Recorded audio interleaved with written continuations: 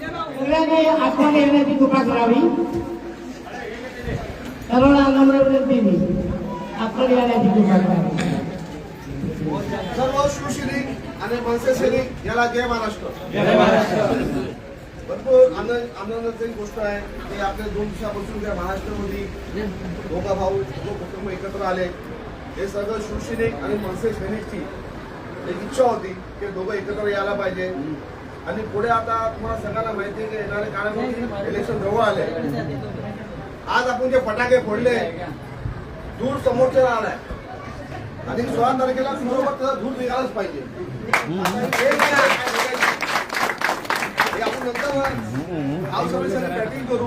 कुठे कोणाला दाबण्याचा प्रयत्न चालू आहे, कुठे धमकी द्यायचा प्रयत्न चालू आहे, कुठे खोटी खोटी शपथ घ्यायचा प्रयत्न चालू आहे. त्याचा हिसाब किताब सगळं 16 तारखेला होणार.